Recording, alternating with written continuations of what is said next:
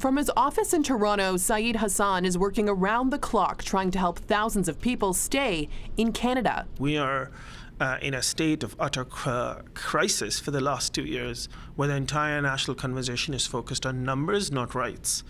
And we talk about migrants as population, as if they are machines and not human beings. Hassan is part of the team for the non-for-profit organization Migrant Workers Alliance for Change. And with the federal government tightening rules for temporary visas, he has seen firsthand the impact it's had on individuals and families trying to stay in this country. I want to stay. I feel like my home country. I want to stay here. Mary says she is one of the individuals who had tried to apply for permanent residency in 2025, only to discover that applications had closed, even though she has lived in Canada since 2017, coming from Nepal and working as a nanny and a home care worker. A new report by the Fraser Institute notes that there were more than 1 million temporary foreign workers alone in Canada in 2023, some 20 times higher than the early 2000s. Hassan says that for migrants, that demand is in part driven by a federal cap on permanent residency applications. But it's not saying why, and it's not saying so what, right?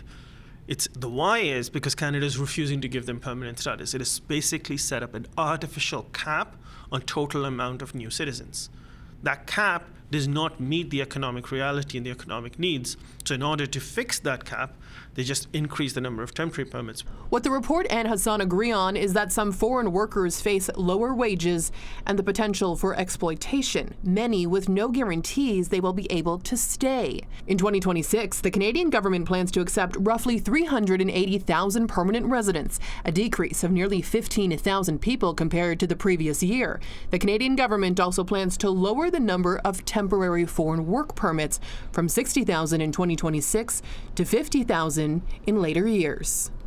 Mary says she's now on a 7-month work visa. After that, she doesn't know whether she'll be able to stay in Canada or have to return to Nepal. Sometimes even I feel what I'm doing for what, for this year's struggling everything and studying and working is so hard for me. New experts say their hope is that more support will continue to be given to these individuals who are looking for answers and hoping to continue to work in this country. They say support is needed both on a local level but also on the federal level. For City News in Toronto, I'm Alessandra Carneiro.